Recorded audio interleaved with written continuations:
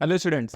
बहुत दिनों के बाद आज हम लोग मिल रहे हैं। आज मैं फर्स्ट ईयर ऑफ इंजीनियरिंग का सबसे डेंजर सब्जेक्ट जो है इंजीनियरिंग मैकेनिक्स, उसके बारे में डिस्कस करने के लिए यहाँ पर आया।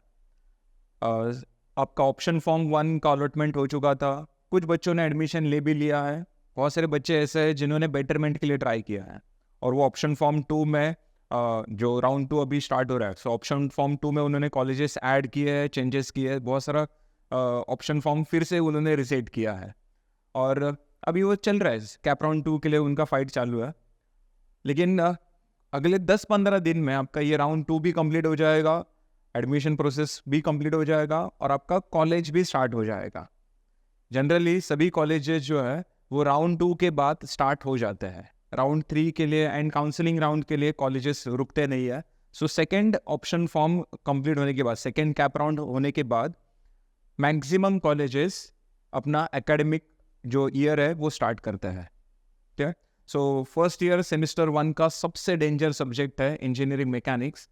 जो आपके सीनियर्स है जब आपको मिलेंगे तो वो भी आपको इस सब्जेक्ट के बारे में बहुत कुछ बताएंगे। आज हम लोग यहाँ पर ये डिस्कस करने के लिए आए कि सिलेबस क्या है। अब ये भी रूमर्स सब जगह फैला हुआ है कि एक्चुअली रूमर्स नहीं, ये सच बात है कि सिलेबस चेंज हुआ है करके। लेकिन सिलेबस चेंज हुआ मतलब क्या पूरा सिलेबस चेंज हुआ है, A to Z चेंज हुआ है, या फिर थोड़ा सा पार्ट चेंज हुआ है, वो आज हम लोग क्लियर करेंगे। इस वीडियो में आपको इंजीनियरिंग मैकेनिक्स रिलेटेड पूरा इन्फॉर्मेशन मिलने वाला है। पूरा वीडियो एंड तक देखो। स्टार्ट करते फिर। सबसे पहले देखते हैं इसका स्ट्रक्चर कैसा है। अब लास्ट ईयर तक 2 यूनिट टेस्ट होते थे, 20 मार्क्स के 2 यूनिट टेस्ट होते थे, जिसको हम लोग IA कहते हैं, that is internal assessment 1, internal assessment 2। इस बार भी वही नाम है, इंटरनल असेसमेंट ही है। लेकिन लास्ट ईयर तक होता क्या था, ये दोनों जो यूनिट टेस्ट थे इंटरनल असेसमेंट, दोनों का एवरेज कंसीडर करते थे। फॉर एग्जांपल मुझे फर्स्ट यूनिट टेस्ट में 20 में से 10 मार्क्स मिला है, okay, and second unit test में मुझे 20 में से 15 मार्क्स मिला है। 10 + 15 कितना हुआ? 25। 25 डिवाइड बाई 2 किया तो कितना आएगा? 12.5, बराबर। 12.5 राउंड फिगर करो 13। मुझे 20 में से कितने मार्क मिला है? 13 मार्क्स मिला है। मतलब क्या, दोनों यूनिट टेस्ट का एवरेज कंसीडर करते थे। लेकिन इस बार आपके जो 2 यूनिट टेस्ट होंगे, इस बार भी 20 मार्क्स के यूनिट टेस्ट होने वाले हैं, लेकिन दोनों का एवरेज कंसीडर नहीं करेंगे। दोनों का टोटल वेटेज कितना होगा? 40 होगा। समझो? यहां पर फर्स्ट यूनिट टेस्ट होगा आपका 20 मार्क्स का, सेकेंड यूनिट टेस्ट होगा आपका 20 मार्क्स का। फर्स्ट यूनिट टेस्ट में आपका 40 to 50% सिलेबस उसमें आ जाएगा, उसके ऊपर क्वेश्चंस आएंगे, और बाकी का जो 40-50% सिलेबस है उसके ऊपर आपको सेकेंड यूनिट टेस्ट में क्वेश्चंस पूछे जाएंगे। नेक्स्ट, अब ये जो यूनिट टेस्ट का पेपर होता है, ये कॉलेज का इंटरनल फैकल्टी सेट करता है। इसमें यूनिवर्सिटी कुछ इंटरफेयर नहीं करता है। अब यूनिट टेस्ट में क्या क्या सिलेबस रहेगा, फर्स्ट चैप्टर होगा, सेकेंड होगा, या फिर और कोई चैप्टर होगा, ये सब कॉलेज के जो इंटरनल फैकल्टीज है वो डिसाइड करता है। Okay, unit test 1, unit test 2, 20 marks के 2 यूनिट टेस्ट होंगे। दोनों का टोटल हो गया 40 मार्क्स। दोनों का एवरेज कंसीडर नहीं करेंगे, दोनों का अलग अलग मार्क्स कंसीडर करने वाले हैं। क्लियर? नेक्स्ट, अब पासिंग कैसे होगा? पासिंग जो है वो 40 में से चेक किया जाएगा। इंजीनियरिंग में कोई भी एग्जाम दो, पासिंग हमेशा 40% का होता है। ओके, 40 का 40% कितना होता है? 16 होता है।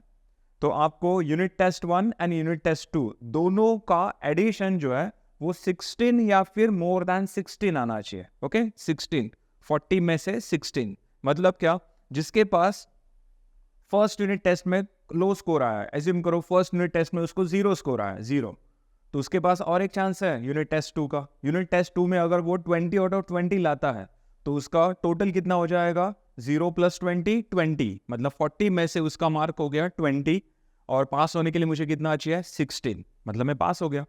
तो फर्स्ट यूनिट टेस्ट में अगर आपका स्कोर कम आता है तो आपके पास और एक चांस होगा यूनिट टेस्ट 2 का। ओके, इस बार जो है एवरेज कंसीडर नहीं होगा जो लास्ट ईयर तक होता था। इस बार आपको दोनों का अलग अलग मार्क्स कंसीडर किया जाएगा, मतलब 40 में से आपको मार्क्स मिलेगा। क्लियर? अब यहाँ पर ये अच्छी बात है या बुरी बात है? मेरे हिसाब से ये बात बहुत अच्छी है, क्योंकि यूनिट टेस्ट के टाइम मोस्टली कॉलेजेस में होता क्या है, कॉलेज में जो सिलेबस कंप्लीट हुआ है उसी के ऊपर क्वेश्चंस पूछे जाएंगे, प्लस आपकी जो फैकल्टीज़ है, इंटरनल फैकल्टीज़ जो है कॉलेज के, वो आपको क्वेश्चन बैंक भी प्रोवाइड करते हैं। क्वेश्चन बैंक मिलने से हमें एक आइडिया मिलता है कि अरे हाँ, यूनिट टेस्ट में किस टाइप के क्वेश्चंस आने वाले हैं, कौन से क्वेश्चन का कितना वेटेज रहेगा, ये सब हमें पहले से आइडिया मिल जाता है। तो इसलिए यूनिट टेस्ट में अगर आप लोग अच्छा स्कोर करते हो तो यहाँ पर 40 आउट ऑफ 40 मिलने के भी चांसेस हैं। सो 40 आउट ऑफ 40 अगर मिल गया तो आपका जो पॉइंटर है वो भी अच्छा खासा आ सकता है। क्लियर? सो मेरे हिसाब से आपने यूनिट टेस्ट में 40 आउट ऑफ 40 लाना चाहिए, उसका फ़ायदा उठाना चाहिए। तो बचा फिर फाइनल एग्ज़ाम। फाइनल एग्ज़ाम जो है वो पहले 80 मार्क्स का होता था, पहले वो 80 मार्क्स का होता था, लेकिन ये साल से ये 80 मार्क्स का आपका एग्ज़ाम नहीं रहेगा। 80 की जगह आपका फाइनल एग्ज़ाम जो है वो 60 मार्क्स का रहेगा। करेक्ट? अब 80 में से पासिंग कितने को था? 32 को पासिंग था, 32। तो 60 में से पासिंग कितना होगा? 60 का 40%। सो 60 का 40% होता है 24। तो 60 में से आपको 24 मार्क्स लाना है फाइनल एग्ज़ाम में पास होने के लिए। अब यहाँ पर देखो, यूनिट टेस्ट का पासिंग अलग है एंड फाइनल एग्ज़ाम का पासिंग अलग है। क्लियर? सो मतलब क्या, अगर मुझे यूनिट टेस्ट में केटी लग गया, मुझे 40 में से 10-12 ऐसे मार्क्स मिला है, मुझे पास होने के लिए कितना चाहिए? 16 चाहिए ना। तो 60 में से अगर मुझे 12 मार्क्स मिला है, मतलब मैं फेल हो गया यूनिट टेस्ट में। अगर मैं फाइनल एग्जाम में भी फेल होता हूँ तो मुझे नंबर ऑफ केटीज कितना लगा? 2 केटी लगा। करेक्ट? सो यहाँ पर दोनों का पासिंग अलग अलग है। आपको यूनिट टेस्ट में अलग से पास होना पड़ेगा एंड फाइनल एग्जाम जो है 60 मार्क्स का, उसमें अलग से पास होना पड़ेगा। क्लियर? चलो फिर आगे बढ़ते हैं। Next, practical and term work, इसके बारे में भी डिस्कस करते हैं। यहाँ पर आपका जो फाइनल एग्जाम है, आपका ये जो फाइनल एग्जाम है ये 60 मार्क्स का होगा। Correct? Next, unit test IA जो है, इंटरनल असेसमेंट, ये कितने मार्क्स का है? 40 मार्क्स का है। IA1 plus IA2। करेक्ट? 1 + 2 लिख रहा हूँ यहाँ पर, 1 + 2 40 मार्क्स का। फिर उसके बाद टर्म वर्क आएगा 25 मार्क्स का। टर्म वर्क है 25 मार्क्स का। इसमें आपका अटेंडेंस, आपका असाइनमेंट, जो भी आपका ट्यूटोरियल हो जाएगा कॉलेज में, वो सब कंसीडर किया जाएगा और उसके बेसिस पर आपको ये टर्म वर्क में 25 में से मार्क्स दिया जाएगा। अटेंडेंस कितना चाहिए? मोर देन 75% होना चाहिए, 75 या फिर मोर देन 75%। क्लियर? नेक्स्ट, फिर उसके बाद आता है practical oral exam. Oral exam के लिए एक्सटर्नल एग्जामिनर आएगा, दूसरे कॉलेज में से एग्जामिनर आएगा। आपका 15 to 20 मिनट्स का ओरल एग्जाम होगा और ये 25 मार्क्स का ओरल एग्जाम है। 25 में से पास होने के लिए कितना चाहिए मुझे? 10। 25 में से 10, यहाँ पर भी टर्म वर्क में भी कितना? 10। 40 में से कितना चाहिए मुझे? 16। एंड 60 में से कितना चाहिए मुझे? 24। एज्यूम करो अगर मुझे फाइनल एग्जाम में केटी लग गया, इंटरनल असेसमेंट में केटी लग गया, टर्म वर्क में केटी लग गया, ओरल एग्जाम में केटी लग गया, मतलब मुझे मैकेनिक्स में कितने केटी लगे? 4 केटी लगे। कुछ लोग बोलते हैं ऐसे कैसे, एक ही सब्जेक्ट में तो है फेल हुआ हो तो एक ही केटी कंसीडर करना चाहिए, तो ऐसा बिल्कुल नहीं है। कितने केटी हो गए मेरे? 4 केटी हो गए। समझो? मतलब एक सब्जेक्ट में मैं 4 बार फेल हो सकता हूँ, इतना याद रखो। नेक्स्ट, अब इसका अगर टोटल करते हैं, सो 60 + 40 100, 100 + 25 + 25 टोटल होगा 150। तो मैकेनिक्स का टोटल वेटेज है 150। मतलब क्या? लास्ट ईयर तक जो वेटेज था मैकेनिक्स का, सेम वही वेटेज इस बार भी है। तो क्या चेंज हुआ है? सिर्फ यूनिट टेस्ट वाला पैटर्न चेंज हुआ है। Unit test and final exam.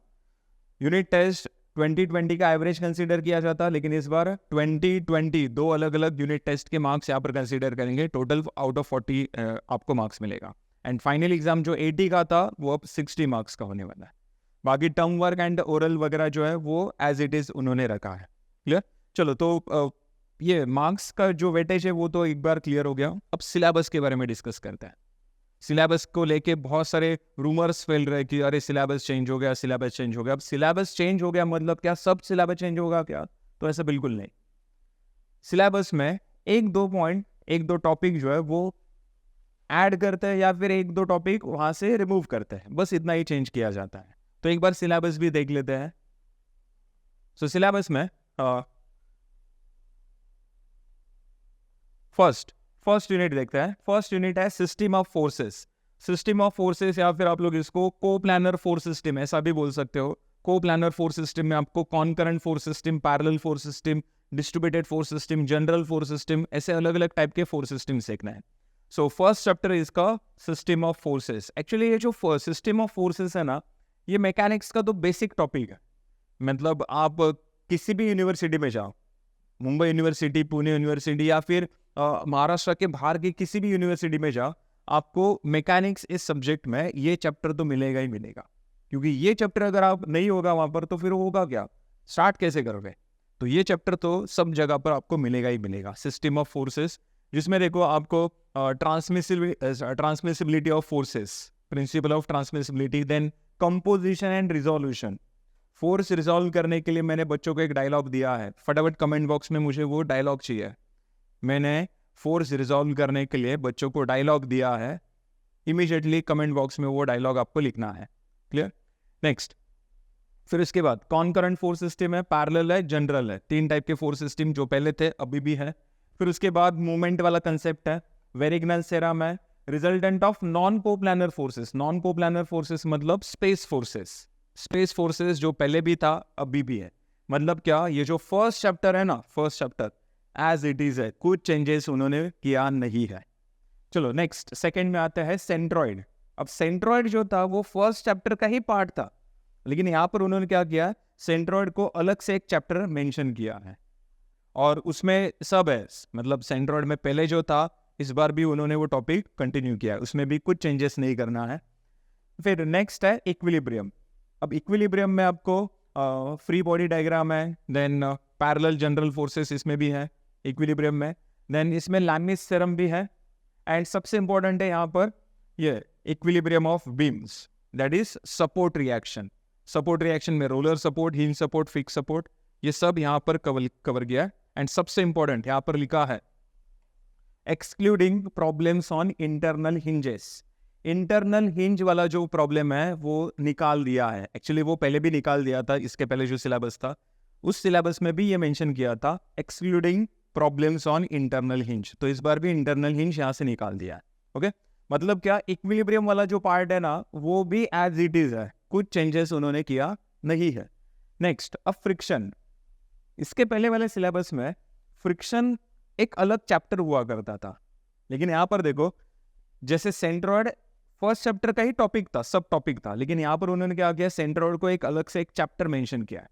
और फ्रिक्शन में उल्टा किया है. फ्रिक्शन में जो एक चैप्टर हुआ करता था अब वो सिर्फ एक टॉपिक बन गया. यहाँ पर थर्ड चैप्टर का ही एक टॉपिक बन गया फ्रिक्शन. सो फ्रिक्शन में laws of friction, cone of friction, angle of repose, angle of friction, ये सब एज इट इज वहां पर रखा है उन्होंने. बस यहाँ पर लैडर फ्रिक्शन नहीं दिख रहा है. लैडर फ्रिक्शन जो कि प्रीवियस वाले सिलेबस में था, तो लैडर फ्रिक्शन ये यहाँ से निकाल दिया है.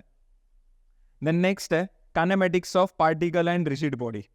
Kinematics of particle and rigid body, इसके पहले के सिलेबस में काइनेमेटिक्स ऑफ पार्टिकल एक अलग चैप्टर हुआ करता था and kinematics of rigid body ये अलग चैप्टर हुआ करता था. अब इस बार उन्होंने क्या किया, दोनों को मर्ज कर दिया है, दोनों को मर्ज कर दिया. सो यहाँ पर motion of particle with variable acceleration, yes variable acceleration last time भी था. Motion along plane curve path, curvilinear motion ये भी है. Then velocity acceleration in terms of rectangular components, tangential and normal components of acceleration, ये सब किसके आते हैं, कर्विलिनियर के टॉपिक्स है, curvilinear motion. So kinematics of particle में देखो, काइनेमेटिक्स ऑफ पार्टिकल में पहले रेक्टिलिनियर था, रेक्टिलिनियर मोशन, फिर था कर्विलिनियर मोशन, फिर उसके बाद था प्रोजेक्टाइल मोशन, फिर उसके बाद था मोशन कर्व्स. ऐसे 4 टॉपिक हुआ करते थे मोशन कर्व्स. अब इस बार क्या किया उन्होंने, सिलेबस में से प्रोजेक्टाइल मोशन कट कर दिया एंड मोशन कर्व्स कट कर दिया. ये 2 टॉपिक उन्होंने कंटिन्यू किया है, rectilinear motion and curvilinear motion. Okay, अब यहाँ पर बहुत सारे बच्चे हैं ना, मतलब खुश होते हैं. मैं ऑफलाइन लेक्चर में ये सब जब बताता हूँ तब वो बच्चे बोलते हैं अरे वाह बहुत अच्छा हुआ, बहुत अच्छा हुआ. एक्चुअली ये खुश होने वाली बात नहीं है. मोशन कर्व के ऊपर एक क्वेश्चन आता था पहले 8 मार्क के लिए, इस बार तो नहीं आएगा, निकाल दिया आपके सिलेबस में से. सो मोशन कर्व के ऊपर एक कंफर्म क्वेश्चन आता था 8 मार्क के लिए और बच्चे उसी के ऊपर पास होते थे. मोशन कर्व बहुत इजी टॉपिक था, लेकिन अनफॉर्चुनेटली वो अपने सिलेबस में से निकाल दिया है. हाँ, रेक्टिलिनियर है एंड कर्विलिनियर है. सो ये 2 टॉपिक उन्होंने कंटिन्यू किया है। एंड नेक्स्ट मेरा पर्सनली बहुत ही फेवरेट टॉपिक है काइनेमेटिक्स ऑफ रिजिड बॉडी, वो एज इट इज़ उन्होंने यहाँ पर रखा है। ओके, एज इट इज़ यहाँ पर रखा है, उसमें कुछ चेंजेस किया नहीं है काइनेमेटिक्स ऑफ रिजिड बॉडी में।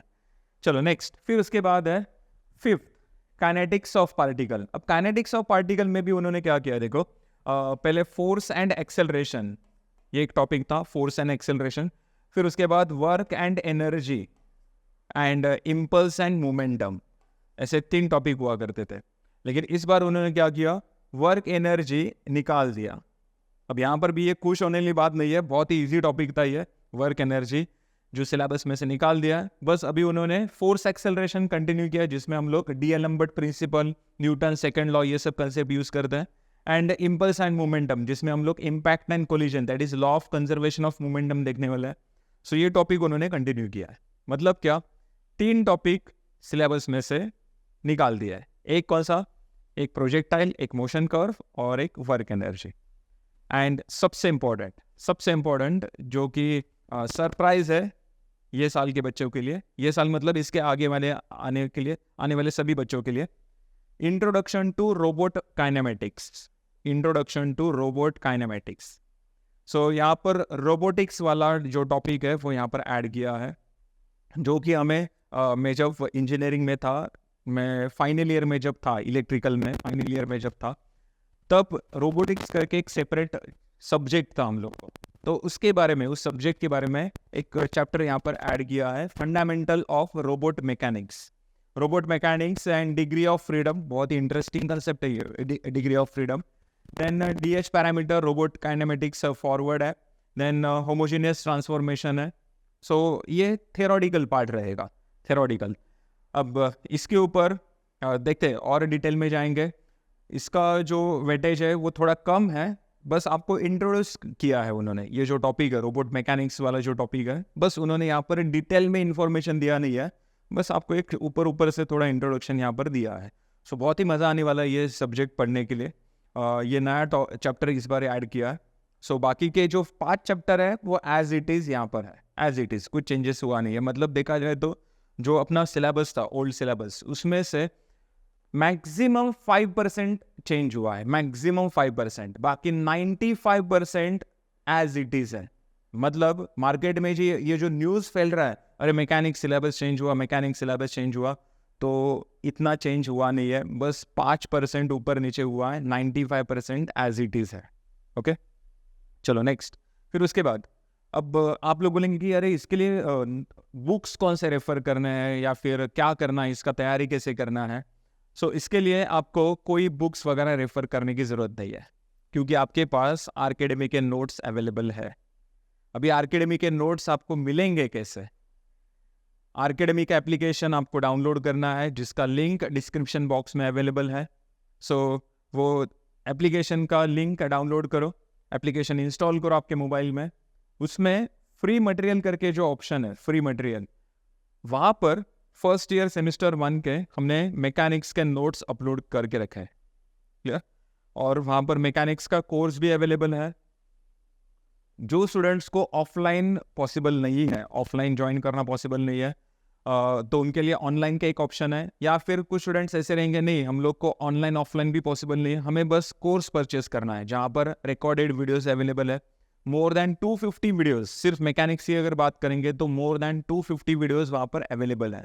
एंड आवर्स में अगर देखा जाए तो मोर देन मतलब आप थक जाओगे, वो पढ़ के थक जाओगे, लेकिन कंटेंट खत्म नहीं होगा। सो मोर देन 300 आवर्स का वहाँ पर कंटेंट अवेलेबल है। सो सभी जो है वीडियोस वगैरह उस कोर्स में अवेलेबल है, मैकेनिक्स के कोर्स में। सो वो एक ऑप्शन आपके पास है, जिसमें को प्लानर 4 सिस्टम जो फर्स्ट चैप्टर है उसके टोटल 36 वीडियोस है, और उसमें एकदम डिफिकल्ट टाइप के क्वेश्चंस मैंने कवर किए। फिर उसके बाद और भी क्रैश कोर्स के वीडियोस है, या फिर अपना जो सिल्वर बैच हुआ था उसके भी वीडियोस अवेलेबल है। तो बहुत सारा कंटेंट वहाँ पर अवेलेबल है। सो आप एक बार विजिट करो उस एप्लीकेशन को, लिंक जो है वो डिस्क्रिप्शन बॉक्स में अवेलेबल है। सो हम लोग बुक्स की बात कर रहे थे, मैंने आपको बोला है कि बुक्स रेफर करने की ज़रूरत नहीं है, नोट्स आरकेडमी के नोट्स अवेलेबल हैं, बस उतना सफिशेंट है।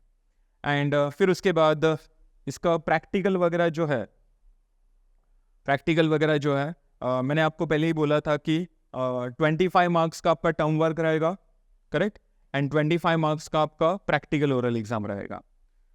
सो प्रैक्टिकल ओरल एग्जाम में ये लिस्ट ऑफ एक्सपेरिमेंट है, टोटल 8 एक्सपेरिमेंट्स आपको लैब में परफॉर्म करने हैं, एंड असाइनमेंट बहुत सारे भर के रहते हैं। जो फर्स्ट टाइम यहाँ पर आ रहे हैं इंजीनियरिंग में, जो लोग सीनियर अगर कोई है, सेकेंड ईयर थर्ड ईयर का कोई अगर ये वीडियो देख रहा है, उसको पता है कि असाइनमेंट एग्जैक्टली होता क्या है।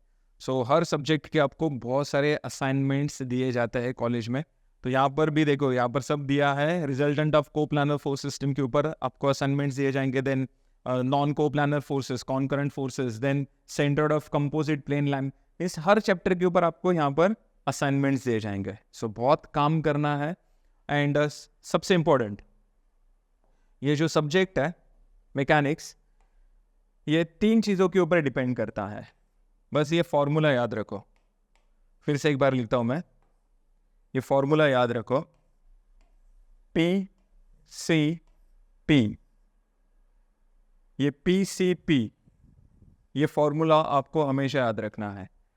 P फॉर प्रैक्टिस, आपको डेली प्रैक्टिस करना है, क्योंकि इस सब्जेक्ट में सिर्फ और सिर्फ न्यूमेरिकल्स ही है, सिर्फ न्यूमेरिकल्स है, करेक्ट। और प्रैक्टिस क्यों करना है? क्योंकि बहुत सारे बच्चे सिली मिस्टेक बहुत करते हैं, प्लस माइनस वाला मिस्टेक करते हैं, कैलकुलेटर ऑपरेट करने वाला मिस्टेक करते हैं, बहुत सारे सिली मिस्टेक होता है यहाँ पर। सो इसके लिए एक ही ऑप्शन है आपके पास, प्रैक्टिस। सो डेली आपको इस सब्जेक्ट का एटलीस्ट 1 घंटा तो पढ़ाई करना ही पड़ेगा, डेली प्रैक्टिस करना पड़ेगा। C stands for calculator, not calculation, calculator. आपके पास FX991 ES plus, FX991 ES plus, ये कैलकुलेटर आपके पास होना चाहिए। ये कैलकुलेटर अगर आपके पास है तो मैकेनिक्स का जर्नी आपका बहुत इजी हो जाएगा, फास्ट हो जाएगा। ये कैलकुलेटर अलाउड है।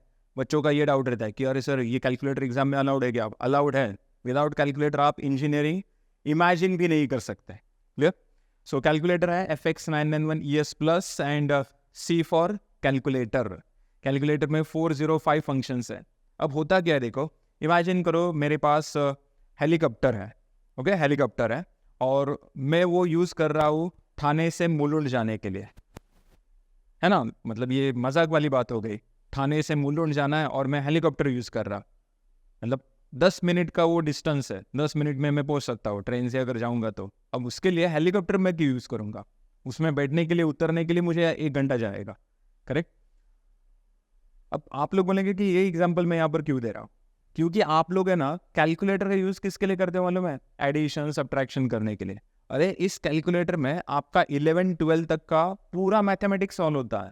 Integration, derivative, complex number, matrix calculation, simultaneous equation, matrix, और भी बहुत सारे, क्वाड्रेटिक इक्वेशन है, सब टाइप का कैलकुलेशन कैलकुलेटर में होता है।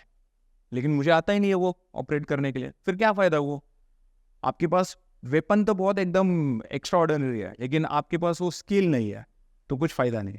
तो आपको कैलकुलेटर अच्छे से ऑपरेट करने आना चाहिए। And last P for presentation. Mechanics में FBD आपको ड्रॉ करने होते हैं, फ्री बॉडी डायग्राम। ये डायग्राम्स जितना परफेक्ट बनाओगे, डायग्राम्स प्रेजेंटेशन जितना एक्सेलेंट रहेगा, आपके आंसर्स मैं गारंटी देता हूँ परफेक्ट ही आएंगे। समझा? सो PCP वाला फॉर्मूला अच्छे से याद रखो। P for practice, C for calculator and P for presentation, PCP।